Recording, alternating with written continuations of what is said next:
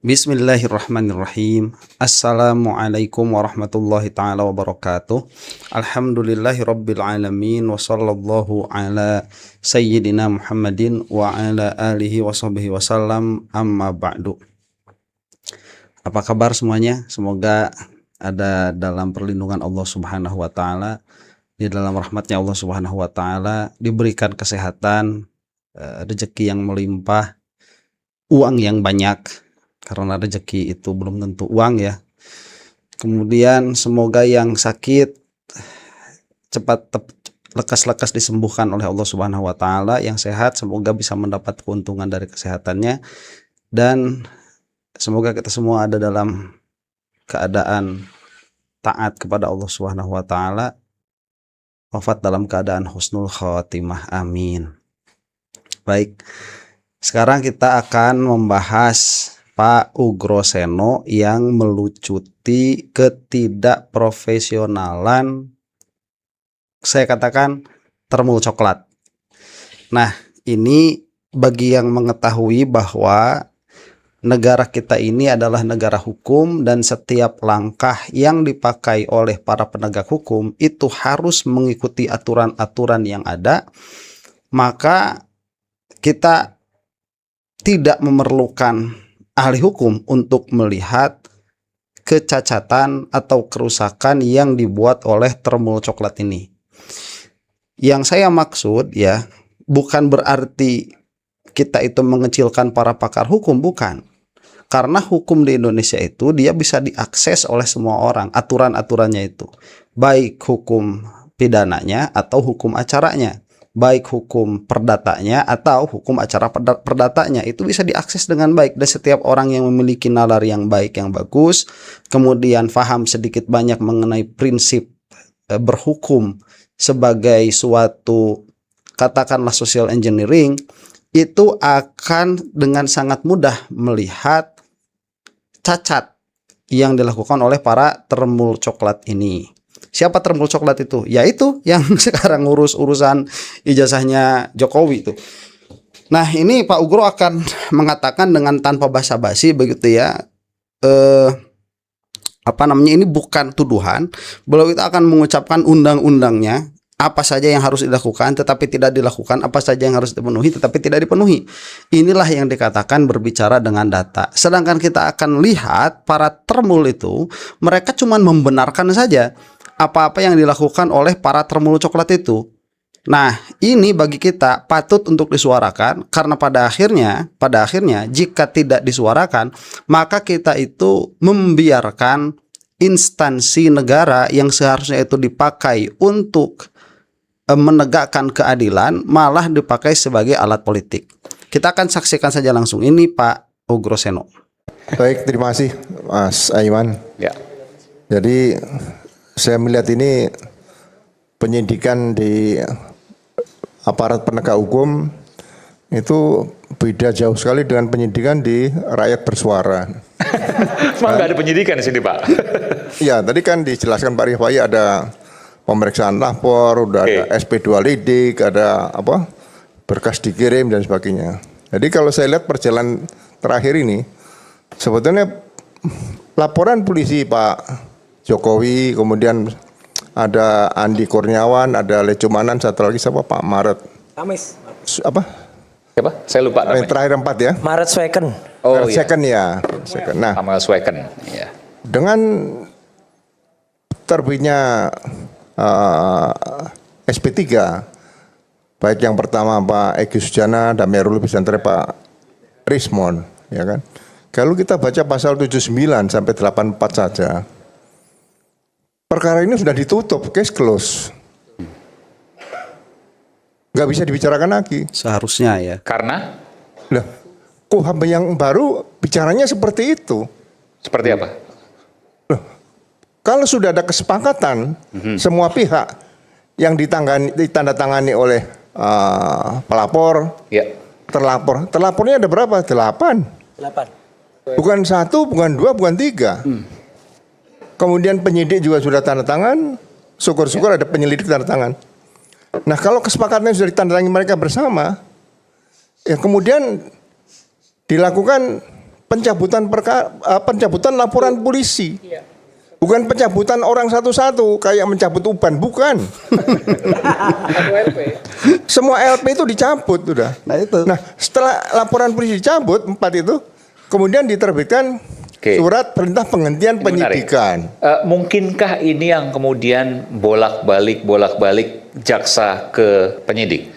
Bahwa tidak akan pernah P21 karena seharusnya semua ini sudah selesai. Nah, dengan KUHP baru ini, kalau kita bicara pasal 361 huruf A,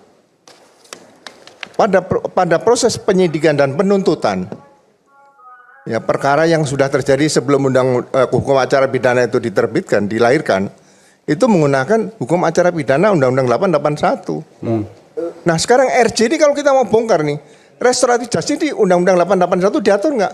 Nggak ada. Gimana mengatakan ini penyidikannya sah di situ? Baik, sebentar. Ini yang saya maksud paham sedikit saja mengenai filsafat hukum atau prinsip di dalam berhukum. Jadi restoratif justice itu secara prinsipil dia itu adalah mencabut laporan. Itu secara prinsipil, bukan mencabut terlapor. Ini mencabut laporan karena pada akhirnya dianggap perbuatan pidana itu tidak ada. Apalagi ini kalau laporannya itu satu, kemudian yang mencari tersangkanya itu polisi, sebagaimana yang dilakukan di dalam permasalahan ini. Jadi nggak sinkron tuh, tidak ada keajegan, tidak ada kepastian hukum di sini. Katanya ada peraturan kepolisian mungkin nomor 8 tahun 2022 misalnya. Ada peraturan kepolisian nomor 6 tahun 2019 misalnya. Tapi bertentangan dengan hukum acara pidana yang baru. Jadi ini perkara ini kalau saya bilang ruwetnya sampai 5 kali kayak Pancasila, ruwet. Bukan 3 kali. Artinya memang ini kasusnya sulit untuk diteruskan. Ini case close sudah. Kalau jaksa bisa menerima, berarti nanti pihak penuntut umum melanggar KUHP. Baik.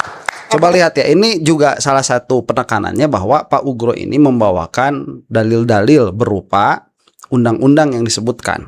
Kita mau lihat saja nanti dari pihak mereka bagaimana. Kejaksaan Agung atau Kejaksaan Tinggi DKI Jakarta mau melanggar KUHP juga. Ya. Ya kan? Apakah nanti pengadilan yang sudah dimintakan hari ke-10 setelah ada permintaan maaf tadi, kan 10 hari itu, 7 hari plus 3 hari. Ya. Nah, dimintakan penetapan pengadilan. Apakah perkara bisa disidangkan di pengadilan? Sudah ditetapkan penetapan pengadilan, perkara tidak bisa lanjut pasti. Jaksa juga tidak bisa menuntut.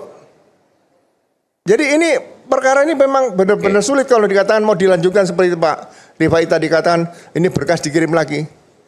Jadi gini, sederhananya begini, ada satu LP dengan 13. 12 terlapor. 12 terlapor, 8 salah satu terlapornya ada di sini tuh.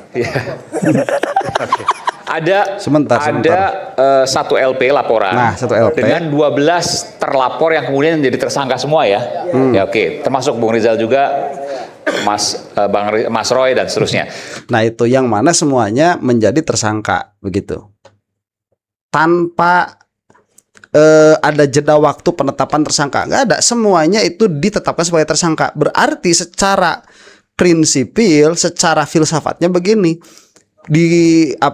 pada kepolisian atau pada perspektif para termul coklat itu tindak pidana terjadi. Nah ini harus clear ya, tindak pidana terjadi. Kalau tindak pidana itu sudah terjadi, tidak bisa dia itu dicabut. Lah terjadi kok tindak pidananya. Siapanya? Orang-orangnya nggak bisa dicabut.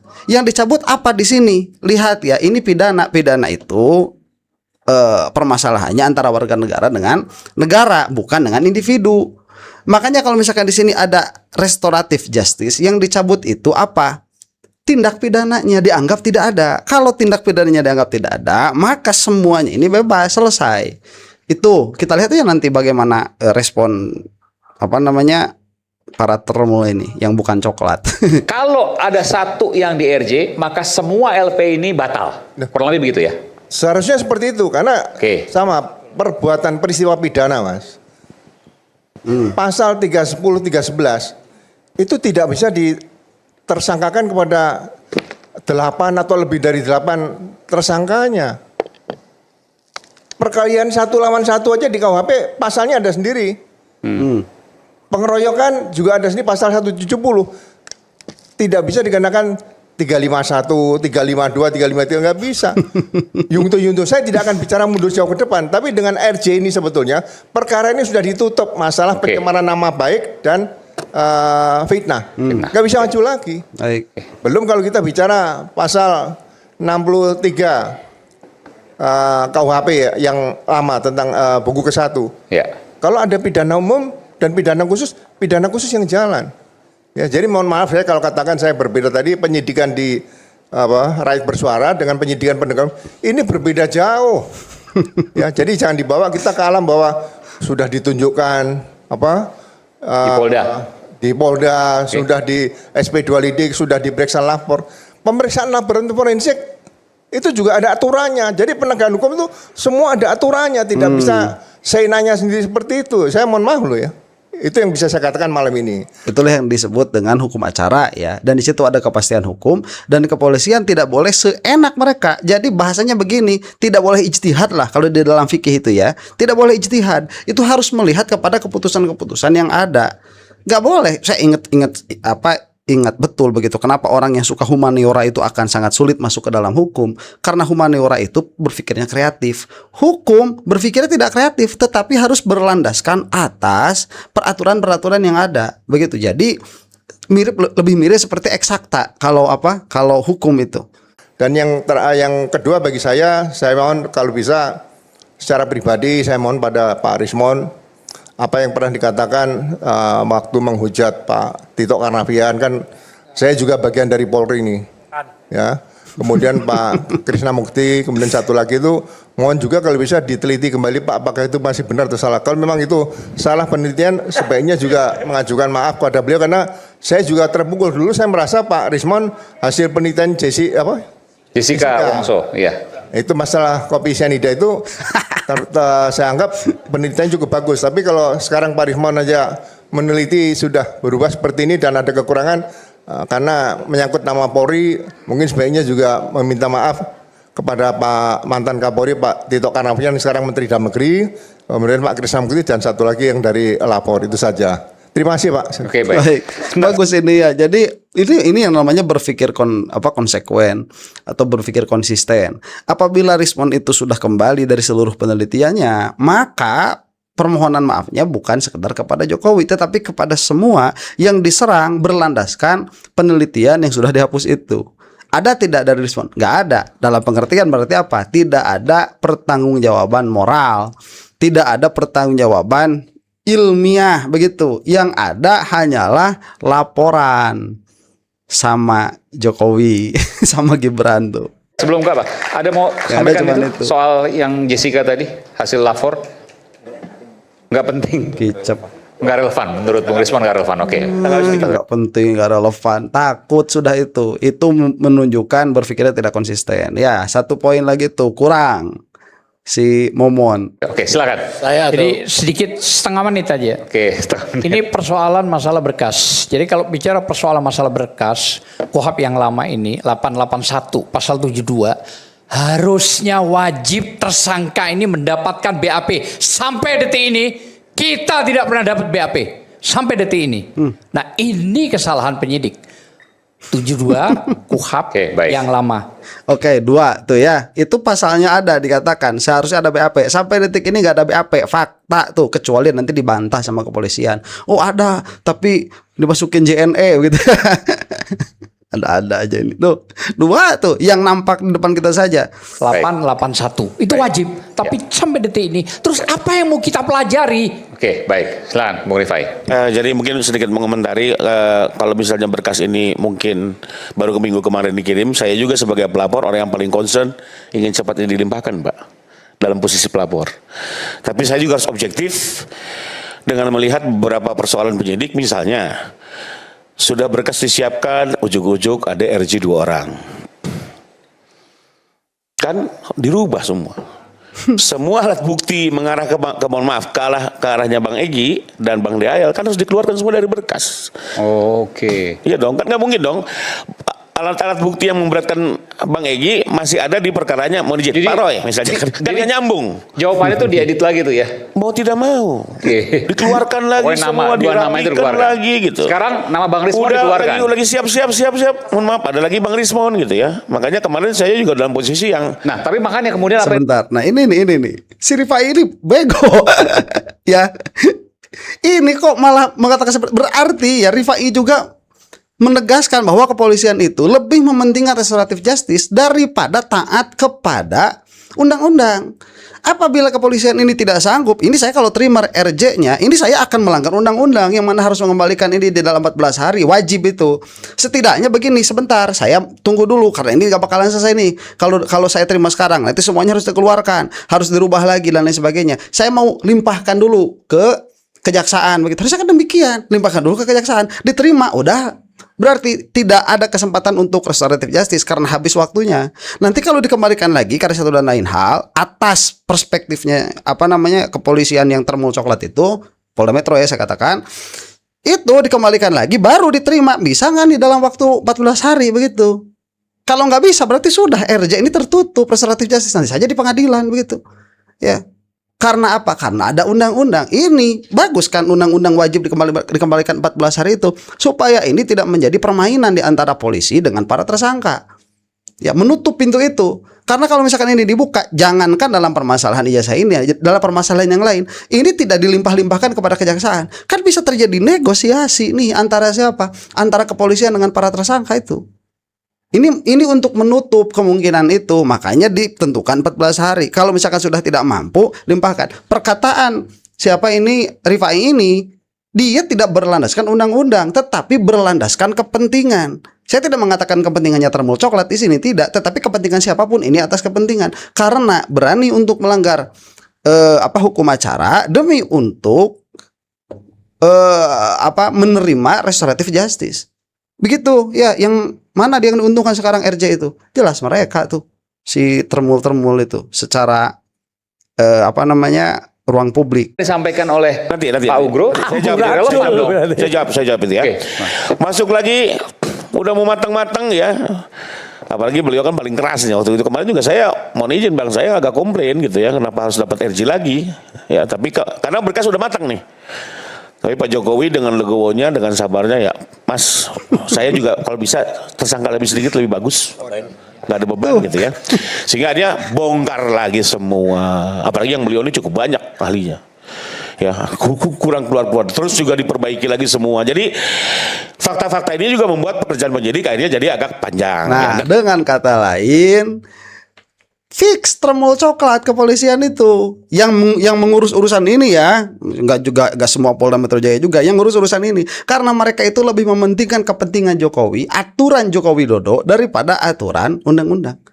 Fix, selesai. Ini ambil nih perkataan ini bukan dari penghujat ijazah ya, ini dari termul nih, pengacaranya termul nih. Nah di sisi lain petunjuk kemarin kan dari jaksa juga cukup banyak yang harus dikerjakan dan itu membutuhkan waktu. Nah, tapi kemarin setelah rampungnya berkas Bang Rismon keluar, akhirnya kan kejaksaan penyidik sudah mengirimkan lagi, tinggal kita lihat dari penyidik. Nah, soal apakah ya kalau untuk ini saya beda pandangan dan sebenarnya di forum ini pernah dibahas juga bahwa memang berdasarkan pasal 361A KUHAP itu menyatakan jelas tegas penyidikan yang berlangsung saat berlakunya KUHAP baru ini tetap diselesaikan berdasarkan peraturan lama.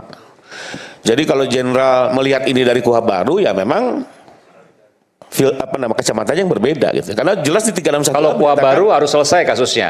Tapi karena ini menggunakan KUHAP lama, maka tetap menggunakan KUHAP lama. Betul. Oke. Itu jelas 361A dan selama ini kalau kita lihat juga semua sprint yang lahir kan juga 361A. Jadi Bentar. Boleh sebentar Bu Pak. boleh. Jadi gini, Pak Rifai ya, kalau itu memang dikatakan 361 KUHAP huruf A tadi, kalau menggunakan KUHAP lama. KUHAP yang lama, Undang-Undang 8 tahun 81, nggak ada diatur RJ. Nggak ada RJ. Jadi RJ-nya menganut kemana? Oke. Ini memang dilematis, ada peralihan undang-undang ini dilematis. Jadi nggak ada seperti pasal digunakan 310 nanti disebutkan pasal. Kalau Iya, paham, perkara itu mau RJ, seharusnya dengan undang-undang KUHP yang baru, berkas perkara itu sudah siap. Bukan berkas perkara mau dibongkar lagi. Sudah siap, sudah akan dikirim ke mungkin dosen pembimbing dan sebagainya. Nah, kalau sudah siap, penyidik menawarkan RJ enggak dengan KUHP yang baru. Nggak bisa, Pak. Sebentar, ini seru nih ya, beradu dalil. Kalau mau dengan KUHP lama nggak ada RJ. Ini RJ-nya dipakai, batas waktunya tidak dipakai. Berarti kan kalau di dalam madhab itu namanya talfik ya, seenaknya sendiri tuh. Pola pikirnya siapa si Rifai ini harusnya kan tidak boleh harusnya itu. Karena kalau misalkan kamu mau konsisten, permasalahan ini dengan KUHP lama, berarti tidak ada RJ. Selesai itu. Ya nanti mau berapa lama pun misalkan tidak dikembalikan kepada kejaksaan, ya sudah biarkan saja mengambang itu bertahun-tahun karena tidak ada undang-undang yang dilanggar. Tetapi kalau mau RJ kamu harus masuk kepada KUHP yang baru. Dan di dalam KUHP baru ada tuh tenggang waktu yang harus dipenuhi. Karena masih penyidikan ini. Bukan. Makanya ada waktu di pasal 79 sampai 84 itu, Mas. Waktu kesepakatan itu menyediakan 10 hari. Kemudian setelah ada kesepakatan bersama, diterbitkan SP3, dimintakan penetapan 3 hari maksimal ke pengadilan. Nah kalau sudah diminta penetapan pengadilan, apa bisa sidang? Nggak bisa, ditolak pasti. Apakah jaksa bisa ngajukan penuntutan? Ya pasti ditolak pengadilan. Jadi KUHP yang baru ini mari kita hormati bersama. Saya berharap setiap laporan polisi, Sprindik atau SPDP itu juga masuk dalam SIPP, Sistem Informasi Penurusan Perkara. Jadi perkara ini nggak bisa, oh sudah lengkap, ada RJ2, oh diperbaiki dulu, penyidik pusing. Lah kalau ada 2 orang yang waktu Pak Egy Sujana dengan Pak Dameril mengajukan RJ, seluruhnya dipanggil di depan penyidik di kantor polisi, bukan di kantor di Solo. Jawa Tengah. Nanti saya bilang Solo, nanti masyarakat Solo marah nanti. Nggak bisa, di kantor polisi. Di kantor polisi di mana? Di Polda Metro. Makanya nggak boleh keluar dari Polda Metro perkara itu. Kan nanti penetapannya Pengadilan Negeri Jakarta Selatan. Kalau nanti ditetapkan RJ-nya di Solo, berarti Pengadilan Negeri Solo. Nah ini melawan KUHP lagi. KUHP jangan dilawan terus, capek kita. Emang mungkin boleh dong. Karena kita pelakunya. silakan. Bang, kami luruskan dulu karena ini bicara hukum. Biar nggak miss, karena kita pelakunya, jadi jangan nanti. Ini yang kami tidak suka justru. Gini, Bang, Informasi yang ngaco-ngaco. enggak gini. Apa Jadi informasi yang ngaco-ngaco keluarin aja argumen undang-undangnya, wong itu accessible kok begitu ya. Kamu itu ahli tetapi tidak memonopoli begitu. Kamu itu ahli hukum tetapi tidak memonopoli hukum. Yo. ya kembali lagi kalau menurut jenderal menggunakan Tunggu Pak. Pak, saya jangan dibilang ngaco. Saya baca ini sebelah Pak. Masa Pak Kapolri bilang ngaco? Pak Ugro, Pak. Saya tidak ngaco loh. Saya Tapi bawa. karena, maksud saya gini Pak Ugro, maaf ya rekan ya. Karena yang mengajukan itu kami berdua, ya kami tentu ikutin aturan yang ada. Pak Ugro, ya saya tahu Pak, Bapak guru kita dalam hal kepolisian, bahkan pernah jadi ahli kita.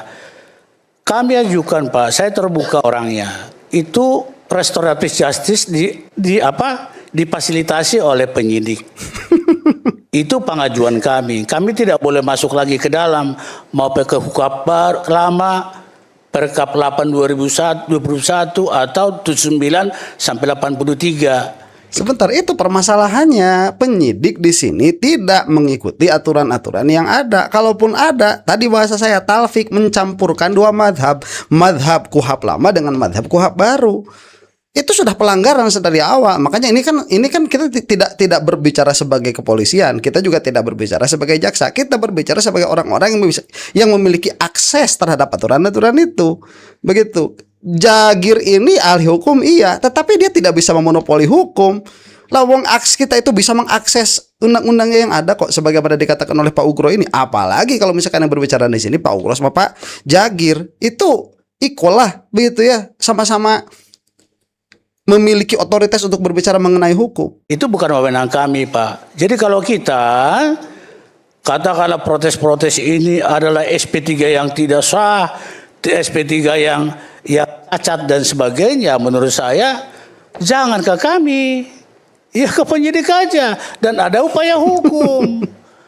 Nah ini yang kita protes terus. Nah kalau saya jawab lagi detailkan lagi Pak. Begini loh Pak. Itu lama lagi kalau begitu. Ini kan sebagai pendidikan kepada masyarakat supaya terjadi penekanan terhadap kepolisian dan melihat bahwa mereka itu parcok, bukan parcok ya sekarang itu tercok, termul coklat itu abai terhadap undang-undang dan malah mengikuti seleranya Tuhan mereka itu sekalian lah. Siapa? Seleranya si Jokowi tuh. Kalau pakai KUHP lama, KUHP baru 79 sampai dengan 87 kalau tidak salah itu kita baca Pak pasal 88 ya maaf ya kalau salah Pak antara 87 atau 8 itu harus dilaksanakan berdasarkan peraturan pemerintah. Saya tanya sekarang KUHP baru itu 79 sampai 83 sudah ada belum peraturan pemerintahnya?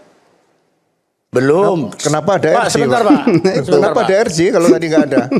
Sebentar Pak Guru. Jadi intinya begini. Ternyata permohonan kami yang kami ajukan tanggal 3 Maret itu dijawablah secara final tanggal 14 kemarin. Langsung Pak Dir menyampaikan itu bahwa itu dipakai KUHP lama dan Perkap 8 tahun 2021. Selesai masalahnya. Terus kami keberatan. Bang tujuan kami SP3 kok dikabulkan, itu pun kami menunggunya dakdikdukder. Hampir 1 bulan. Ini apa ini? Alasan macam apa? Katanya ahli hukum, pasalnya lupa. Kemudian dibicarakan apa ini? Dakdikdukser. Yang diomongkan bukan pasal per pasal, masih bagusan tadi Pak Rifai itu. Sampai terbukti sampai dikeluarkan logika Pak Ugroseno. Kalau ini memang harus menunggu peraturan pemerintah berarti tidak bisa KUHP baru ini diberlakukan. Terus kenapa kok RJ-nya ini dipinta dan dikabulkan? Kan 2 tuh kesalahannya. Kenapa dipinta? Berarti orang ini sudah coba-coba begitu ya, main lotre aja lah kita lah. Begitu. Ini kan peraturan pemerintah belum ada nih. Nih siapa tahu nih bisa nih. Masukin dulu RJ padahal dia sudah tahu katanya itu tidak berlaku kalau tidak ada peraturan pemerintah. Termul coklat lagi, nggak baca undang-undang mungkin ya, asal ini Jokowi diterima aja, padahal nanti di sana ada problem banyak sekali, begitu. Sebagaimana dikatakan, ini mana kepakaran hukumnya nggak keluar ini, siapa Jagir ini? Kita ajukan tanggal 17 1,5 bulan lah kurang lebih. Jadi ini yang satu yang kami tidak terima, kami disebut itu pengkhianat. Kami disebut itu tadi seperti Lepri Halun. Lu nggak ngomong-ngomong. Lah tanya dong teori, maaf Pak, sedikit menyimpang. Teori pemberian kuasa dan penerima kuasa, tanya pemberi kuasanya. Jangan tanya penerima kuasa.